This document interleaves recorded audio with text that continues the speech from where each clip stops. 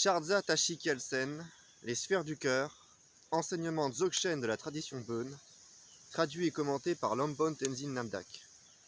Édition des Deux Océans.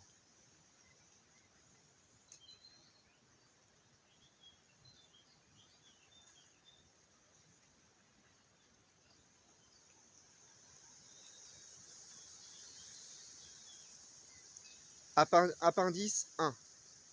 Corps d'arc-en-ciel, récit de témoignage direct. Un des principaux disciples de Shardza Tashi Kelsen s'appelait Tsewang Gyolme. Il mourut entre 1969 et 1970 dans une geôle chinoise. Cela se passa au Nyalong, dans le Kham. On ne sait pas ce qu'il advint de lui. 4 jeunes moines vinrent au Gyungpo pour le voir avant son arrestation, et ils en reçurent tous les enseignements de Dzogchen, y compris toutes les œuvres de Shardza et toutes les initiations. Ils y demeurèrent très longtemps. Ces moines se nommaient Tsultrim Tarchen, Tsewang Deshen Nyingpo, Tsupu Hoser et Sonam Kelsang. Ils restèrent avec lui pendant 9 ans, mais en 1958-1959, quand les Chinois commencèrent à gouverner le Tibet directement, ils repartirent au Gyungpo. Le premier moine, Tsultrim, fut porté disparu dans le chaos de 1969. Le second, Tsewang, fut caché par des villageois durant la révolution culturelle de 1969 à 1970, mais n'étant pas en bonne santé, il mourut à cette époque. Pendant 10 jours, son corps rétrécit, ensuite on le cacha dans une cuvette, il était réduit à la taille d'une assiette de 10 pouces. Cette dissimulation avait représenté un danger considérable pour les villageois, mais plus tard, en 1984, ils purent le montrer, car à cette période, les Chinois avaient levé les restrictions concernant la pratique religieuse. Le troisième disciple, Tsupu Hoser, mourut en 1983. Au bout de 7 jours, son corps avait également rétréci à une petite taille, puis il cessa de diminuer et son corps fut conservé pendant 2 mois aux côtés de celui de Tsewang. Puis ces deux corps furent incinérés ensemble lors d'une grande cérémonie. 2 moines, Yeshe Hoser et Sangye Monlam, qui vivent à Katmandou avec Lompo Tenzin Namdak, assistèrent à ces crémations. Au moins 1000 personnes vinrent participer à la cérémonie. Yeshe vit les 2 corps de très près, ils étaient presque nus, assis en posture de lotus. Les corps étaient très légers, parfaits mais de petite taille, toutes les parties de chaque corps ayant rétréci proportionnellement. Ces 2 moines étaient dans le village où et quand Tsupu Hoser mourut, et ils furent témoins de beaucoup d'autres manifestations inhabituelles, telles que des arcs-en-ciel s'étalant à ras de terre, malgré un ciel dégagé. Ce fut d'autant plus surprenant que Tsupu Hoser n'était pas considéré comme un grand pratiquant, parce qu'il était porté sur le Chang, entre parenthèses, boisson alcoolisée. Un autre disciple de Shardza appelé Sondru Rinpoche mourut en 1985 dans le centre Bumpo de Donanji. Tous ceux qui y habitaient ont vu des arcs-en-ciel droits ou courbes, certains blancs, d'autres quinticolores. À sa mort, ils sont apparus dans un ciel sans nuages. Même quand la nuit tombait, des arcs-en-ciel blancs luisaient dans le ciel. Beaucoup de gens ont vu cela à Donanji. Après son incinération, ils furent nombreux à rechercher des reliques dans les cendres. Les moines en charge de la crémation ont trouvé beaucoup de grosses pilules reliques. D'autres, aperçus tandis qu'on cherchait à les prélever, disparaissaient au moment où on les saisissait. Les moines en charge de la crémation ont trouvé beaucoup de grosses pilules reliques. D'autres, aperçus tandis qu'on cherchait à les prélever, disparaissaient au moment où on les saisissait. Les pilules sont conservées par l'abbé de Donanji. Appendice 2. Une courte histoire du Bön. L'origine du Bön. Les Bönpo maintiennent que le Bön est apparu dans la région d'Olmo-Lungring, région qui fait partie d'un pays appelé Tazig. Ol symbolise le nom-né, Mo, ce qui ne diminue pas, Lung, les mots prophétiques de Tompa Shemrab, fondateur du Bön, et Ring, sa compassion éternelle. Olmo Lunring constitue un tiers du monde existant et se situe à l'ouest du Tibet. Cette région est décrite comme un lotus à 8 pétales sous un ciel apparaissant comme une roue à 8 rayons. Au centre s'élève le mont Yundrung Kutseng, la pyramide des 9 Zastiskas. La svastika est le symbole de la permanence et de l'indestructibilité. Les 9 svastika empilés représentent les 9 voies du Bön. De la base du mont Yondrung s'élancent 4 fleuves coulant dans les 4 directions cardinales. Le mont est entouré de temples, de villes et de parcs. Au sud, le palais Barpo Sogyé, où est né Tompa Shenrab. À l'ouest et au nord, les palais où vécurent les épouses et les enfants de Tompa Shenrab. À l'est, un temple nommé Shempo Lachse. Le complexe des palais, fleuves et parcs entourant le mont Yundru constitue la région intérieure, Dolmo Lungring. La région intermédiaire est constituée de 12 villes, dont 4 situées dans la direction des points cardinaux. La troisième région inclut les terres extérieures. Ces 3 régions sont encerclées par un océan et au-delà par une barrière de montagnes enneigées. L'accès vers Ulmu Lungring est obtenu par une voie appelée route de la flèche. Avant de venir au Tibet, Tompa Shenrab avait tiré une flèche qui créa un passage à travers la barrière montagneuse. Cette description très complexe d'Olmo Lungring a quelquefois été comparée à différents lieux géographiques, du moins certains érudits s'y sont-ils essayés. Certains le voient comme étant le mont Kailash, avec les 4 grands cours d'eau qui jaillissent de sa base, la Chine étant à l'est, l'Inde au sud, Orgyen à l'ouest et Khotan au nord. Pour d'autres, la description rappelle la géographie du Moyen-Orient et de la Perse au temps de Cyrus le Grand. Pour un croyant Bonpo, la question de l'identification géographique d'Olmo Lungring ne surgit pas au premier plan, au contraire de la symbolique, dont la structure est évidemment destinée à indiquer l'origine surnaturelle de la religion. Les descriptions symboliques qui combinent l'histoire, la géographie, la mythologie sont monnaie courante dans les écritures anciennes. La description de l'univers avec le mont Meru, soutenant le ciel et les 4 continents majeurs aux 4 points cardinaux, et cette terre conçue comme le continent du Sud, Jembudvipa, en est un autre exemple. Le fondateur et ses enseignements. Le fondateur de la religion Bön est le seigneur Shenrab Miwo. En des temps très anciens, il y avait 3 frères, Dakpa, Selwa et Tchepa, qui avaient étudié les doctrines Bön dans un royaume céleste appelé Sipa Yesang, sous la tutelle d'un maître Bön, Bumtri Loji Shechen. À la fin de leurs études, ils rendirent visite au dieu de la compassion, Shelha Hokar, et lui demandèrent comment il pourrait aider les êtres vivants, submergés par le malheur et le chagrin des souffrances. Il leur conseilla de se comporter en guide de l'humanité selon 3 époques successives du monde. Pour suivre cet avis, l'aîné Dakpa fit œuvre dans l'ère du monde ancien. Le second, Shelwa, prit le nom de Shenrab et devint le maître et le guide de notre ère. Le troisième, Shepa, viendra enseigner dans le futur. Le seigneur Shenrab naquit dans le palais Barpo Sogyé au sud du mont Yungdrung. Il était prince de naissance, se maria jeune et eut des enfants. À l'âge de 31 ans, il renonça aux activités mondaines et vécut dans l'austérité, enseignant la doctrine. Durant toute sa vie, ses efforts pour faire connaître la religion Bön furent entravés par le démon Gyakpa Lagring. Ce démon combattit l'œuvre de Tompa Shenrab afin de la détruire ou de lui barrer la route, mais il finit par être converti par lui. Un jour, poursuivant le démon qui lui avait dérobé ses chevaux, Tompa Shenrab arriva au Tibet, et ce fut la seule fois qu'il y vint. Il donna alors des instructions pour pratiquer les rituels, mais il trouva le pays globalement peu préparé à recevoir des enseignements plus profonds. Avant de quitter le Tibet, il prophétisa que tous ces enseignements éclaireraient au Tibet quand le moment serait venu.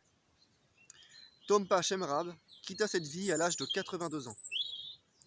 Il y a 3 récits écrits concernant Tompa Shenrab.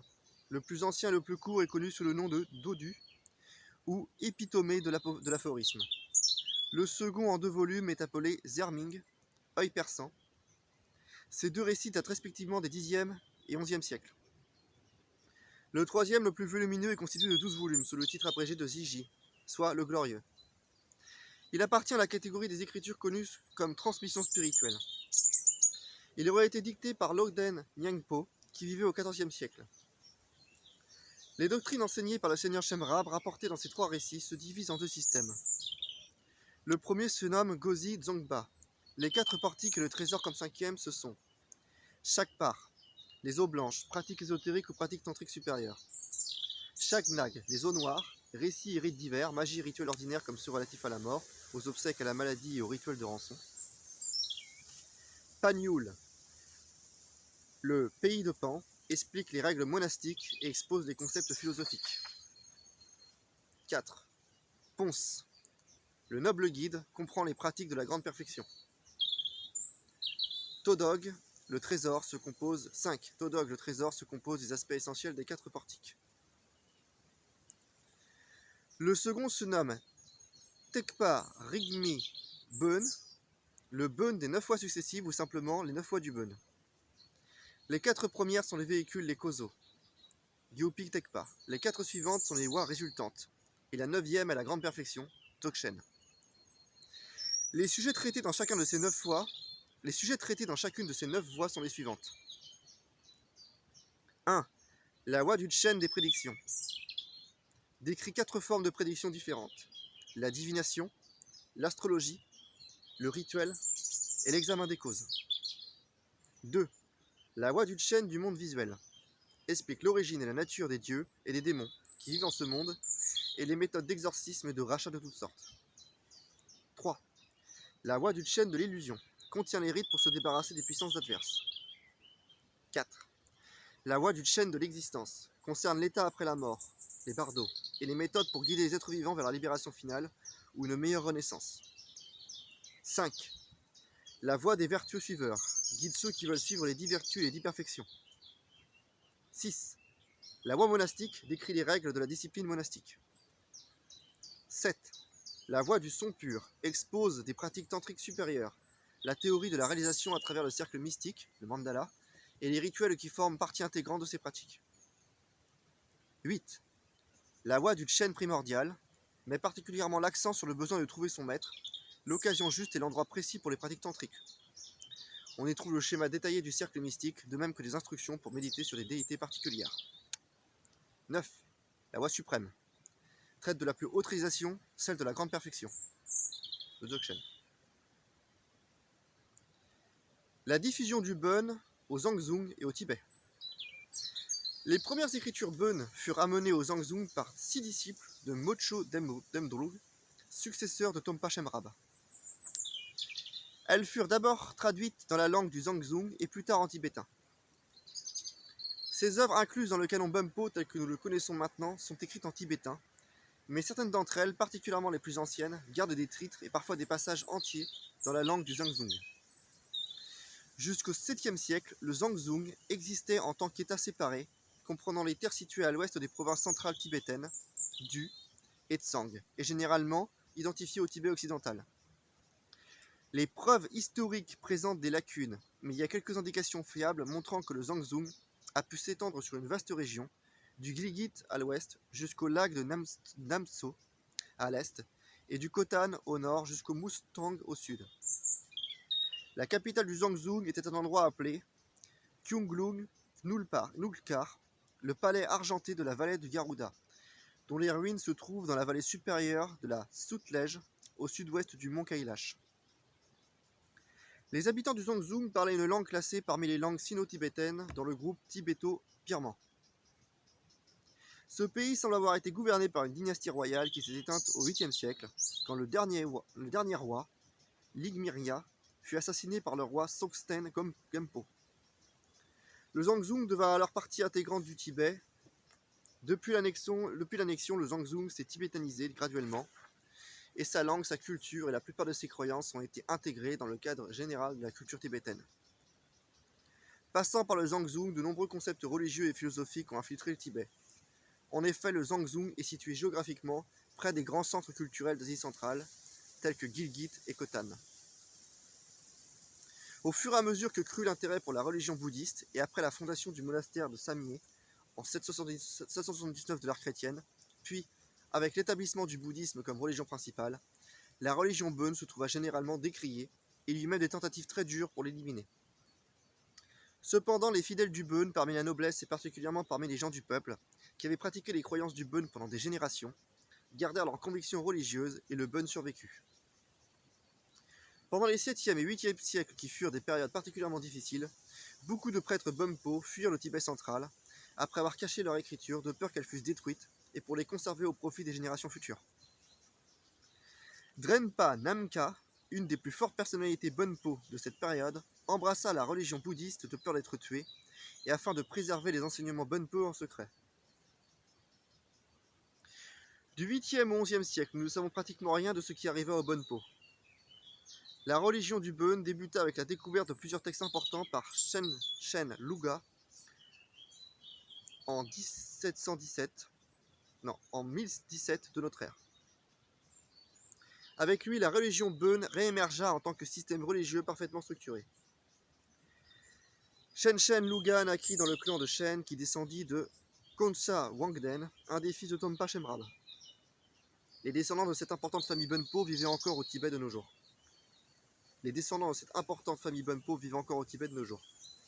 Shen Luga avait une suite imposante. À 3 de ses disciples, il confia la tâche de continuer 3 traditions différentes.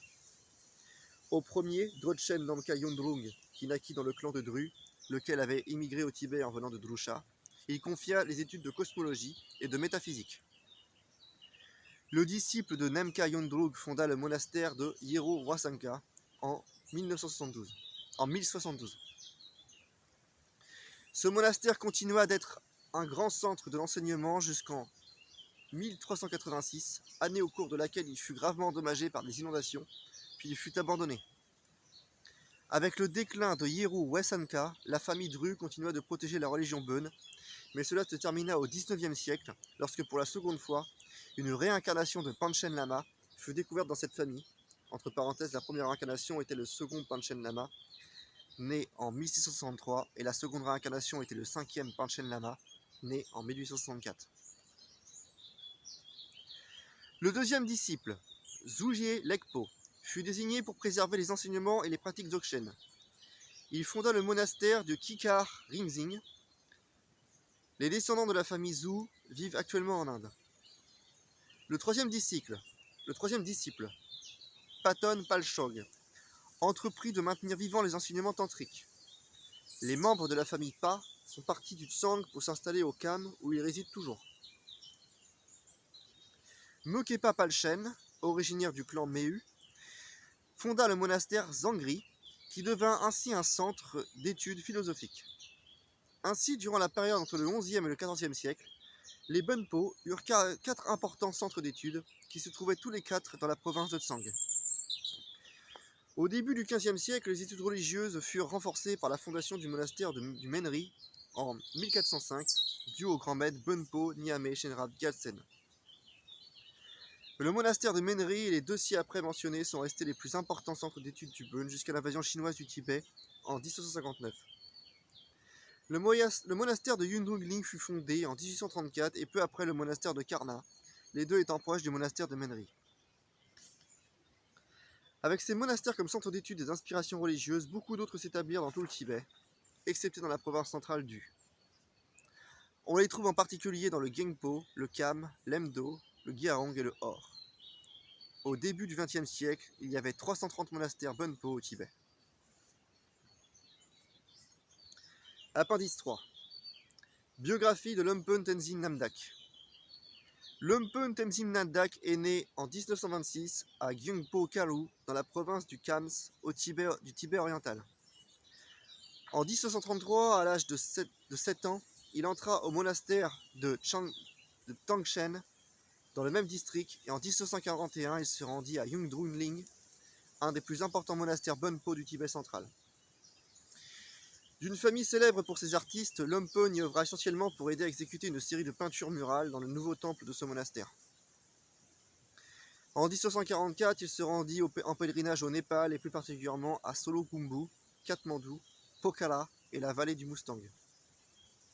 En 1945, il retourna à Yundrungling pour commencer ses études de logique, et de 1945 à 1950, il vécut plus ou moins l'existence d'ermite avec son maître et tuteur, Gangru Rinpoche Strim Gyaltsen, auprès duquel il étudia la grammaire, la poésie, la discipline monastique, la cosmologie, ainsi que les étapes de la voie vers l'éveil.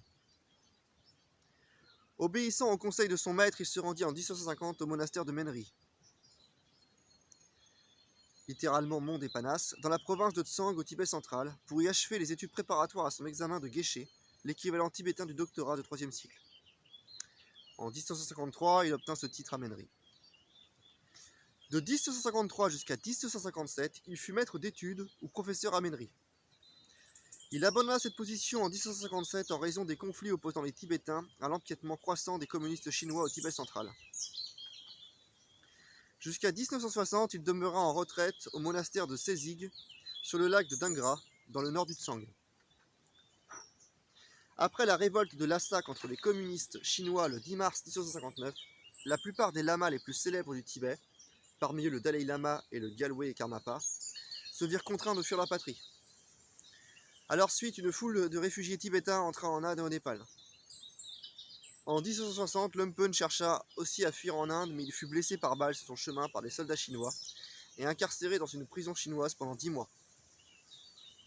Il réussit finalement à s'échapper et à trouver une route sauvée vers le Népal, via la petite principauté du Mustang.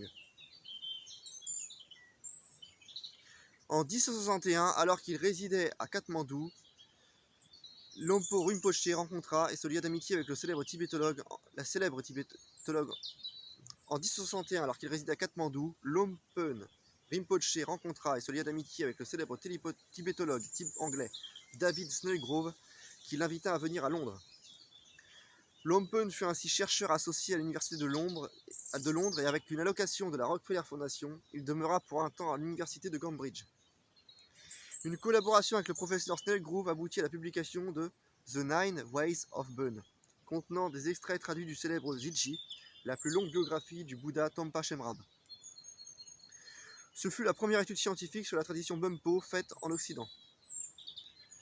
Lompen Rinpoché demeura en Angleterre pendant 3 ans, de 1761 à 1764, et il fit une seconde visite en Europe en 1769 quand, à l'invitation du professeur Helmut Hoffmann, il fut chercheur à l'université de Munich, où il contribua au monumental dictionnaire tibétain-allemand-anglais, alors en cours de compilation. Parmi les 100 000 réfugiés tibétains et plus qui avaient fui l'occupation chinoise du Tibet, un certain nombre d'entre eux appartenaient à la tradition Bumpo. Fuyant la province du Tsang, les moines du monastère de Menri, qui venaient d'être totalement détruits par les communistes, se retrouvèrent dans le district de Kulumandi, en Himachal Pradesh, au nord-ouest de l'Inde. Pour subvenir à leurs besoins, ils se virent contraints de gagner leur vie dans la construction de routes. Parmi eux se trouvait Chemrab Lord, le 32e abbé de Menri. Bien des moines épuisés par la dureté du travail et d'entretien des routes moururent ou souffrirent de maladies graves.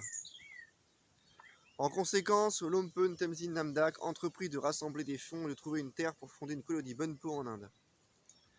Avec l'aide financière du Catholic Relief Service, il acheta un morceau de forêt non exploité à Dolenji, près de Solam, en Himachal Pradesh. En 1967, la colonie fut officiellement établie et enregistrée par le gouvernement indien sous le nom de la Tibetan Bonpo Foundation.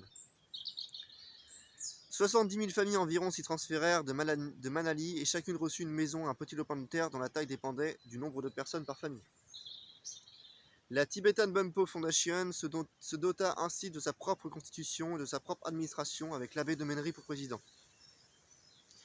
La nouvelle colonie de Dolenji fut appelée Tsobgyel Charpa, du nom du village de Tobgyel de la province du Tsang, qui s'était situé près du monastère de Menri. La plupart des Tibétains de cette nouvelle colonie venaient de la religion du mont Kailash et du Tsang supérieur à l'ouest, mais aussi des régions du Hor, Gongpo, Derje, Hamdo et Gyarung dans l'est du Tibet. Après la mort de Chemrab Lodro, après abbé de Menri, en 1963, l'abbé de Yungdrungling devint le chef spirituel de la communauté Bonpo en exil. Il vint à Dolenji avec un groupe de moines et y fonda une nouvelle communauté monastique supervisant la construction de quelques petites maisons, ainsi que d'un petit temple. En 1969, le successeur de l'abbé défunt de Menri fut choisi par tirage au sort. La charge incomba à Longdog Tampe Nyama Rinpoche qui devint ainsi le 33e abbé de Menri. Après la mort de l'abbé Yongdrungling, Sangye Tenzin assura la direction spirituelle des Bonpo en exil. Des maisons supplémentaires furent construites ainsi qu'une bibliothèque et une résidence abbatiale. La vie monastique fut organisée autour des ordonnances du Vinaya. La fondation du temple principal fut commencée en 1769 et achevée en 1778. Le temple lui-même fut appelé Pel Shenten Menri Ling, tandis que l'ensemble fut désigné sous le nom de Bonpo Monastic Centre et intégré à la Tibetan Bonpo Foundation. De 1070 à 1079, Lompo Tenzin Nandak Rinpoché continua à enseigner et à écrire alors qu'il demeurait au Bonpo monastique centre. Il était en outre absorbé par l'édition d'un large corpus de textes Bonpo important à New Delhi. Depuis l'arrivée des premiers moines à Dolenji en 1067, les enseignements étaient donnés par Lompo Sangye Tenzin, le précédent maître principal à Menri, assisté par son successeur Lompo Tenzin Nandak, lui-même fondateur de la communauté de Dolenji. Lorsque Sangye Tenzin mourut en 1068, Lompo Tenzin Nandak reçut la pleine responsabilité de l'éducation de la jeune génération de moines. En 1978, un nombre suffisant de textes Bonpo fut publié si bien que des cours purent être organisés en cursus autour d'eux. Ainsi, un collège d'études put être établi en 1078 sous la direction de Lompo Tenzin Nandak, qui officia alors comme l'un des deux professeurs de ce collège. Le nom officiel du collège est Yondrug Bon Shem Drop Longnier 2D. Le nom officiel du collège est Yondrung Bon Shedrup Lobnier 2D. L'objectif de ce nouveau collège de Dolenji était de préserver la tradition de logique établie et développée à Yelu Wensaka, où l'analyse philosophique de la logique était appliquée à la compréhension des Dognak Sensum, c'est-à-dire des enseignements des sutras, des tantras et du Dzogchen. Contrairement à la tradition Nyingmapa, les Bonpo ont développé un système de logique et de débat spécifiquement relié à l'enseignement Dzogchen. À Menri, au Tibet, les moines étudiaient le système des 5 écritures dans le collège de philosophie, alors que toutes les instructions se rapportant au Tantra et au Dzogchen étaient données en privé. Les 5 écritures, en fait, 5 collections de textes sont 1. Tsema, Prama ou logique. 2. Parchin, Prajnaparamita ou les sutras de la perfection de sapiens. 3. Uma, philosophie de Madhyamaka. 4. Zupu, Abhidharma ou cosmologie. Et 5. Dulwa, Vinaya ou discipline monastique. Toutefois, dans le nouveau Menri à Dolenji, les moines étudient aussi les tantras et les dzogchen dans leur collège, ainsi que les 5 systèmes littéraires mentionnés ci-dessus, qui relèvent du niveau d'enseignement des sutras. Dans ce cursus d'études fut aussi incluse l'étude des sciences séculaires, telles que la grammaire, la poésie, l'astrologie, etc. Le collège dispose d'un programme de 9 années d'études qui prépare l'étudiant à son examen de Geshe. Le premier groupe de jeunes moines acheva ce cursus en 1986.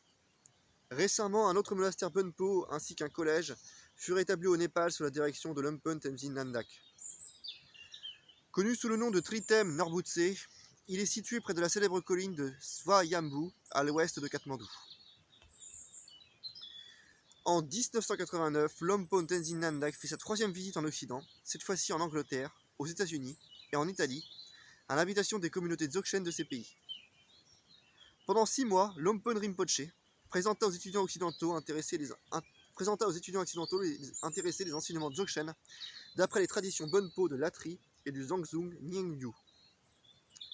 De même, au début de l'année 1991, il visita l'Allemagne, l'Angleterre, la Hollande et l'Italie. Pendant son séjour dans ces pays, il fit des conférences et donna des enseignements sur divers systèmes de méditation et champs d'études se rapportant à la tradition Bon. Plus tard cette même année, il fut invité par sa sainteté le Dalai Lama à représenter la tradition Bon à l'initiation de Kailash Chakra à New York. Lompo Rinpoche a ainsi largement diffusé les enseignements du Bon dans bien des pays, et ses résidences permanentes sont Katmandou, au Népal, et Tolonji, en Inde.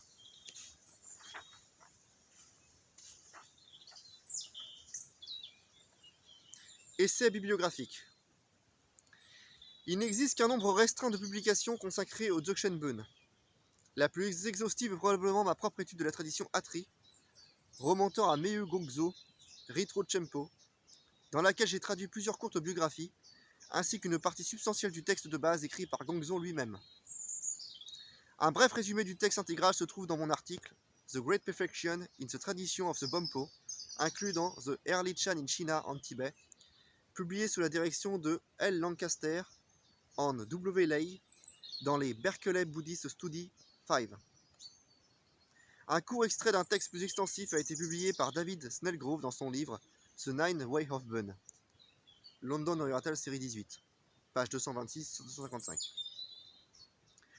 Quant à la version proprement bouddhiste du Dzogchen, une littérature certes plus vaste lui est consacrée. D'importance primordiale l'étude de Samtem Gyaltsen Karmay, The Great Perfection, are philosophical and meditative teaching of Tibetan Buddhist. Cette étude se concentre sur les siècles primitifs où s'est forgée la tradition dzogchen du bouddhisme et ne consacre que quelques pages au Dzogchen Bön. La lecture du livre de Karmay est indispensable à quiconque s'intéresse sérieusement au Dzogchen. Karmay a également publié plusieurs articles dont les références figurent dans son livre. Pour les germanistes, il existe un livre intitulé et intéressant de Franz Karl Erhard.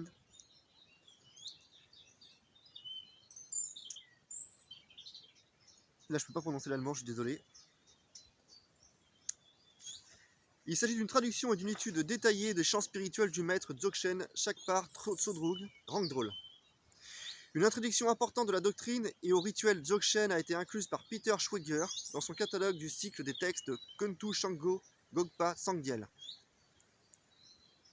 Un livre qui contient les traductions de plusieurs textes Dzogchen émanant aussi bien des traditions bouddhistes que Bumpo est celui de Giacomello Orofono, Sacred Tibetan Teaching on Death on Liberation, édition italienne. L'édition italienne est I segmenti tibetani su morte et liberazione. Le livre d'Orofino comporte une introduction brève mais utile. L'un des plus importants érudits et maîtres spirituels tibétains de la tradition Dzogchen Nyingmapa est Longchen Rajampa. Un de ses ouvrages majeurs concernant le Dzogchen est le Negso Kursum, traduit en anglais par Herbert van Gunther, sous le titre Kindly Bend to Haïs-Hues. L'érudition de Gunther et sa parfaite maîtrise du texte sont au-delà de toute contestation. Néanmoins, sa méthode herméneutique rend ses traductions sujettes à controverse. Autre étude impressionnante de sa part, Matrix of Mystery, Scientific and Humanistic Aspect of Dzogchen Tukl. Il faut enfin mentionner les nombreuses publications de Namkhai Norbu, lui-même maître accompli du Dzogchen, et lama aux nombreux disciples occidentaux. Ces œuvres ont une authenticité qui ne peut relever que d'un pratiquant avancé. Particulièrement intéressante est son autobiographie spirituelle publiée par Jie Chan, The Crystal on the Way of Light, Sutra Tantra Dzogchen.